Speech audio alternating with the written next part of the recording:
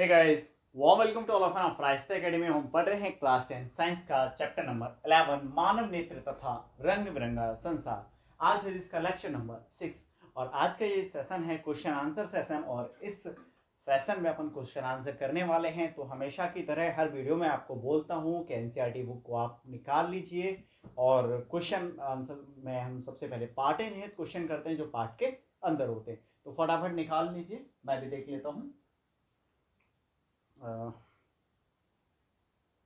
और बेटा अगर आप नए हो, ठीक है, पहली बार हमारा वीडियो देख रहे हो तो डिस्क्रिप्शन में 2 लिंक दे रखे हैं। एक टेलीग्राम चैनल का है जिसमें आपको नोट्स मिलेंगे, दूसरा प्लेलिस्ट का है, साइंस की सारी वीडियो उसमें आपको मिल जाएंगी। ठीक, तो आप एक काम कीजिए, पेज नंबर 211 निकाल लीजिए। ठीक है, पेज नंबर 211, पेज नंबर 211 में प्रश्न नंबर फर्स्ट देखिए बेटा। पेज नंबर 211 कितना है? 211 211। इसमें क्वेश्चन नंबर आपका है फर्स्ट। देखो क्या है, नेत्र की समंजन क्षमता से क्या अभिप्राय है। बहुत अच्छे से एक्सप्लेन किया है मैंने। नेत्र की समंजन क्षमता यानी मानव नेत्र की वह क्षमता जिसके कारण वह फोकस दूरी को क्या करता है, समायोजित करता है। क्या कहलाती है? समंजन क्षमता। बताया था ना मैंने आपको, दूर की वस्तु देखनी हो तो फोकस दूरी बढ़ जाती है, पास की देखनी हो तो कम हो जाती है, जिससे रेटिना पर प्रतिबिंब स्पष्ट बन सके। बहुत अच्छे से एक्सप्लेन किया है। ठीक है, आप इस चैप्टर के सारे वीडियो देख लीजिए, बहुत अच्छे से क्लियर हो जाएंगे। और बहुत ही कम क्वेश्चन ऐसे होंगे जो नया सा लगेगा कि मैंने आपको ना बताया हो, नहीं तो सारे क्वेश्चन में ऐसा कुछ नहीं मिलेगा जो नहीं बता रखा, आपको सारा एक्सप्लेन कर दिया मैंने। पहला तो आपका हो ही गया, दूसरा आप देखिए बेटा, पहला हो गया। दूसरा, निकट दृष्टि दोष का कोई व्यक्ति 1.2 मीटर से अधिक दूरी पर रखी वस्तुओं को स्पष्ट नहीं देख सकता है। इस दोष को दूर करने के लिए प्रयुक्त संशोधक लेंस किस प्रकार का होना चाहिए। यानी एक व्यक्ति को निकट दृष्टि दोष है। क्या है? निकट, और वो कहां तक की देख पा रहा है? 1.2 मीटर तक देख पा रहा है, इससे दूर उसको दिखाई नहीं दे रहा, पूरा ब्लैंक है। तो इसका मतलब उस व्यक्ति को निकट दृष्टि दोष तो है ही है। अब निकट अवतल, कौन से लेंस का प्रयोग करेंगे? अवतल लेंस का प्रयोग करेंगे। इसी पेज पे एक और क्वेश्चन है, 2 क्वेश्चन और हैं। तीसरा देखिए बेटा, ये क्लियर हो गया ना? तीसरा क्वेश्चन देखिए, मानव नेत्र की सामान्य दृष्टि के लिए दूरबिंदु, बताया था ना बेटा, कहानी भी सुनाई थी आपको चंद्रमा वाली, अनंत होता है। और निकट बिंदु भी पूछा है तो वो 25 सेंटीमीटर है। दूर बिंदु क्या होता है? जहां तक अपने को वस्तु स्पष्ट दिखाई दे। निकट बिंदु वह निकटतम स्थित आंख के पास में स्थित वह बिंदु जिस पर रखी हुई वस्तु अपने को स्पष्ट दिखाई दे बिना किसी तनाव के, है ना? दोनों डेफिनेशन करा रखी है। अगला देखो, अंतिम पंक्ति में बैठे किसी विद्यार्थी को श्यामपट्ट पढ़ने में कठिनाई हो रही है। जैसे क्लास में आप बैठते हो ना, तो आपकी क्लास में ब्लैक बोर्ड ही लगा होगा, तो वहां पे आप मान लो आप लास्ट वाली लाइन में बैठे हो और आपको ब्लैक बोर्ड पे अक्षर दिखाई नहीं दे रहे हैं, तो अब विद्यार्थी किस दोष से पीड़ित है? तो कुल मिला के आप अगर लास्ट वाली पंक्ति में बैठे हो और ब्लैक बोर्ड पर देख रहे हो तो आप वो क्या नहीं दिख रहा है भाई? आपको दूर की वस्तु स्पष्ट दिखाई नहीं दे रही है ना? और इसे किस प्रकार से संशोधित किया जाएगा? अब देखो बेटा, आपको कौन सी वस्तु दिखाई नहीं दे रही है? दूर की। तो जब दूर की दिखाई नहीं देती है और हमें पास की दिखाई देती है तो कौन सा दोष होता है? निकट दृष्टि दोष। मैंने आपको बताया था, जैसे मैंने एग्जांपल दिया शराबी, तो शराबी हम किसको कहते हैं? जो शराब पीता है। तो निकट दृष्टि दोष कौन सा दोष होगा? जिसमें केवल निकट की ही व्यक्ति देख पाए, दूर की उसको दिखाई न दे। तो यहाँ पे ब्लैक बोर्ड पे कुछ दिखाई नहीं दे रहा ना लास्ट पंक्ति में जो बैठा है, तो उस व्यक्ति को कौन सा दोष है या उस बच्चे को कौन सा दोष है? तो निकट दृष्टि दोष है। और निकट के लिए लेंस का जो यूज करेंगे, जो 4th क्वेश्चन में हम बात करें तो अवतल। दोष कौन सा है? निकट दृष्टि दोष है बेटा। तो इस पेज के तो सारे प्रश्न आपके हो चुके हैं। ठीक है, नेक्स्ट निकालिए। अच्छा, यही प्रश्न है ना? अब तो पाठ है, पुस्तक के हैं। ठीक है, ऑप्शन है, आ जाइए ऑप्शन पे आ जाइए। तो ऑप्शन है, अब तो एक्चुअली छोटा ही चैप्टर था इसलिए इसके पार्ट भी कम है, बाकी चैप्टर काफी बड़े बड़े हो गए हमारे, 7-7 8-8 पार्ट हैं उनके, 10-10 भी हैं। अच्छा, नेक्स्ट चैप्टर आपका बड़ा होने वाला है ना? चलो पाठनिहित का पहला प्रश्न देखो, या मैं ऐसे डाल लेता हूं, अभ्यास प्रश्न। अभ्यास प्रश्न जो है इसमें पहला देखो ऑब्जेक्टिव है, मानव नेत्र अभिनेत्र लेंस की फोकस दूरी को समायोजित करके विभिन्न दूरियों पर रखी वस्तुओं को फोकसित कर सकता है। ऐसा हो पाने का कारण, अभी तो हमने समझा था, समंजन क्षमता है। क्या है समंजन? तो ऑप्शन इसमें है पहले का बी। दूसरा आ जाओ बेटा, दूसरे क्वेश्चन को देखो क्या है, मानव नेत्र जिस भाग पर किसी वस्तु का प्रतिबिंब बनाता है, तो रेटिना है। इसमें देख लेते हैं क्या दिया, इसमें दृष्टिपटल लिखा हुआ है, तो डी। दृष्टिपटल और रेटिना एक ही बात है। अगला प्रश्न है 3, है ना। प्रश्न 3 देखो बेटा, फटाफट पढ़ो। सामान्य दृष्टि के वयस्क के लिए सुस्पष्ट दर्शन की अल्पतम दूरी, अभी तो बताई थी मैंने, कितनी बताई थी, 25 सेंटीमीटर होती है। अभिनेत्र लेंस की फोकस दूरी में परिवर्तन किया जाता है, किसके द्वारा किया जाता है, पुतली द्वारा। फोकस दूरी में नहीं, पुतली द्वारा तो प्रकाश का नियंत्रण किया जाता है। दृष्टिपटल प्रतिबिंब बनता है इस पे, पश्चिमाभी द्वारा। हाँ बिल्कुल, फोर्थ का आपका सही होगा बेटा सी, पश्चिमाभी पेशियों द्वारा ही लेंस का साइज परिवर्तित होता है। अब आ जाओ प्रश्न नंबर 5। किसी व्यक्ति को अपनी दूर की दृष्टि को संशोधित करने के लिए -5.5 डायोप्टर क्षमता के लेंस की आवश्यकता है। तो ये ऑब्जेक्टिव हो गए, मैं इसको इरेज कर देता हूं, न्यूमेरिकल टाइप का लग रहा है ये क्वेश्चन।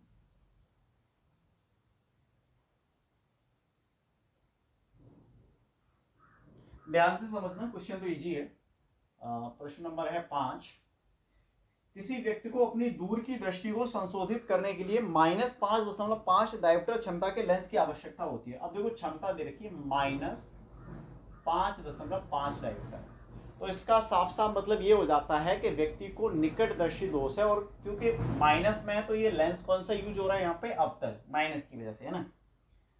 ठीक, अब ये क्या कह रहा है, अपनी निकट की दृष्टि को संशोधित करने के लिए उसे प्लस, अब देखो ये P1 हो गया, ये P2, दूसरा ले लेते हैं, प्लस 1.5 डायोप्टर का लेंस, तो यहाँ पे उसको दूरदर्शी दोष है और ये उत्तल लेंस का प्रयोग किया जा रहा है। संशोधित करने के लिए आवश्यक लेंस की फोकस दूरी क्या होगी? अच्छा, फोकस दूरी बतानी है दोनों में, ठीक है। तो पहले के लिए तो फोकस दूरी आप क्या करोगे बेटा, यहाँ पे ले लो आप 1/P हो जाएगा, क्योंकि P बराबर होता है 1/F मीटर में, ठीक है। डायोप्टर दे रखा है, तो आपका हो जाएगा 1/1.5, ओके। तो 1/1.5, तो पॉइंट हटाओगे, यहाँ पे हो गया 10, और आपका हो जाएगा 10/55, तो ये हो जाएगा 2/11, ठीक।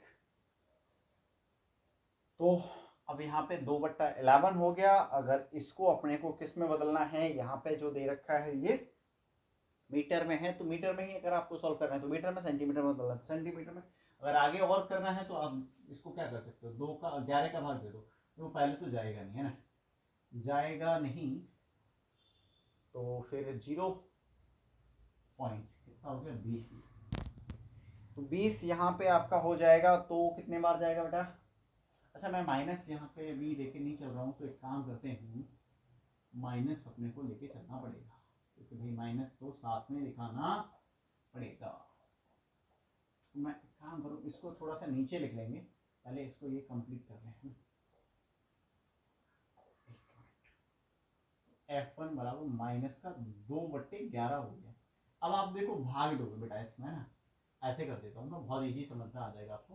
पॉइंट लगाया, 0 बढ़ाया, 11×1 11, है ना, ये फिर कितना बचा 9, ठीक, 0, और फिर जाएगा, आप ले लीजिए माइनस का 0.18 मीटर फोकस दूरी, क्लियर। इसको अगर आप सेंटीमीटर में बदलोगे तो 100 का मल्टीप्लाई कर दो, नहीं तो आप इतना ही रहने दे सकते हो। अब आ जाओ P2 प्लस 1.5 था ना। अब इसमें अगर इसमें लेंस की बात करेगा तो अवतल है, वैसे मैंने बता ही दिया था, अब यहाँ पे आ जाओ, लेंस इसमें उत्तल होगा। फोकस दूरी की बात की है तो फोकस दूरी के लिए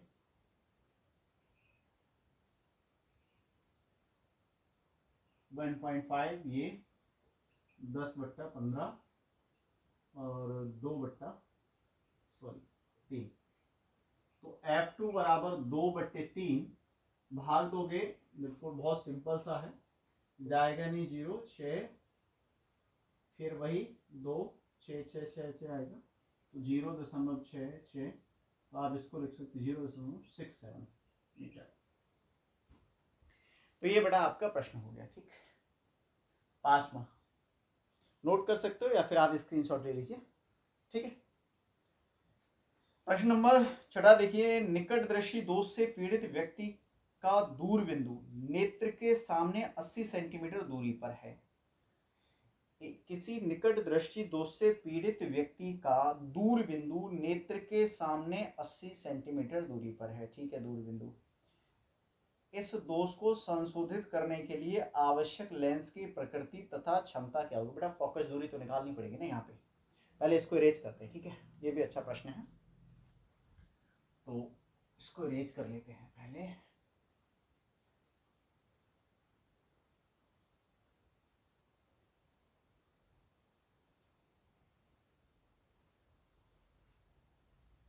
तब तक आप प्रश्न को पढ़िए 2-3 बार, आपको चीजें समझ में आएंगी। देखो निकट दृष्टि दोष है तो इसमें पास की वस्तु तो दिखाई दे रही होगी, दूर की वस्तु दिखाई नहीं देगी। तो हमें कौन सी वस्तु देखनी है? जो दूर स्थित है, और दूर स्थित मतलब अनंत पर स्थित है। तो u हमारा प्रश्न नंबर हो गया 6, u हमारा हो जाएगा अनंत। अब हम लेंस को लगाएं और लेंस को लगाने के बाद वस्तु कितने पे दिखाई देनी चाहिए? दूरी बिंदु हमारा 80 है, तो 80 सेंटीमीटर पर अगर कोई वस्तु अपने को लेंस के द्वारा उसका प्रतिबिंब बनना है तो वो दिखाई देगी, ठीक। तो ये हो गया, बाकी माइनस में ही आएगा, दोनों इधर रहेगा, तो 1/f बराबर 1/v, ये हो गया। अब आपको करना है क्या बेटा? सॉल्व करना है। ये आप लगाइए मान 1/v, 80 सेंटीमीटर है ही है, और यहाँ पे तो ये इंफिनिटिव लगेगा, 0 हो ही जाएगा। तो आपका क्या हो गया? f बराबर -80 सेंटीमीटर, ठीक। अब हमें निकालना क्या है? अब निकालना है क्षमता। क्षमता के लिए T बराबर 100/f, सेंटीमीटर में लगा देते हैं। 100 है, यहाँ पे 80 है लेकिन माइनस का है, 0 से 0, और P बराबर आपका बेटा होगा 10/8, यानी 5/4, ठीक। 4 का भाग देना है और माइनस इसमें साथ में रहेगा, तो 4 × 4 और बचा आपका 0 और 4 दूनी 8, तो ये होगा 1.25 डायोमीटर, ठीक है। नोट करें, देखो यहाँ देखो दूरदृष्टि दोष या सवाल को हम पढ़ेंगे तो समझ आएगा आपको। यहाँ पे निकट दृष्टि दोष है, तो निकट दृष्टि दोष वाले व्यक्ति को कहाँ की वस्तु देखनी होगी? अनंत की। और लेंस लगाने के बाद उसका प्रतिबिंब कहाँ बनना चाहिए? इस पे दूर बिंदु यहाँ पे है, तभी तो उसको स्पष्ट दिखाई देगी। निकट की तो वो देख ही पा रहा है, इसीलिए अपन ने ये चीजें ले रखी है, ठीक है। लेंस आपका कौन सा है? माइनस का है, तो अब तली लगेगा, ठीक है। चित्र बनाकर दर्शाइए कि दृष्टि दोष कैसे संशोधित होते हैं। बेटा मैंने करा दिया ये, ठीक। एक दीर्घ दृष्टि दोष युक्त नेत्र का निकट बिंदु 1 मीटर है। निकट बिंदु 1 मीटर है, तो इसका मतलब ये है अगर कोई वस्तु 1 मीटर दूरी पर किसी वस्तु का प्रतिबिंब बनता है तो वो वस्तु दिखाई देगी। इस दोष को संशोधित करने के लिए आवश्यक लेंस की क्षमता क्या होगी? और सामान्य नेत्र का निकट बिंदु जो होता है वो 25 है। तो देखो बेटा यहाँ पे क्या है, दीर्घ दृष्टि यानी दूरदृष्टि दोष में दूर की तो स्पष्ट दिखाई देती है लेकिन पास की वस्तु स्पष्ट दिखाई नहीं देती। तो इस क्वेश्चन को करना आपको, यह मैं हिंट दे देता हूँ किस तरह से करना है। अब दूरदृष्टि वाले व्यक्ति को कहाँ की वस्तु स्पष्ट दिखाई नहीं देगी? 25 सेंटीमीटर पर स्थित वस्तु उसको स्पष्ट दिखाई नहीं देगी। तो वो कौन सी वस्तु देखना चाहेगा? 25 वाली। दूर वाली तो उसको दिख रही है लेकिन 25 पे नहीं दे रही, लेकिन उसका निकट बिंदु कहाँ पहुंच गया है? 1 मीटर दूरी पर पहुंच गया है। तो अगर हम कोई ऐसा लेंस का यूज कर लें जिससे प्रतिबिंब कहाँ बन जाए, पास रखी हुई वस्तु का 1 मीटर दूरी पर, तो वस्तु अपने को दिखाई देने लगेगी।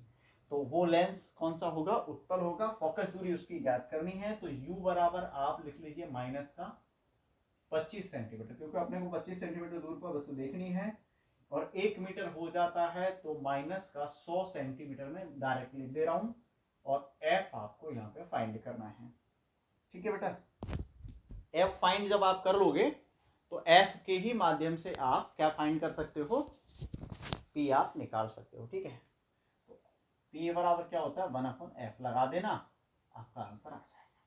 ठीक, इसके बाद है प्रश्न नंबर 8, सामान्य नेत्र 25 सेंटीमीटर से निकट रखी वस्तुओं को स्पष्ट क्यों नहीं देख पाता है, क्योंकि इससे ज्यादा अविनेत्र लेंस अपने आप को समायोजित नहीं कर पाता है, यानी उसकी फोकस दूरी कम नहीं हो पाती है।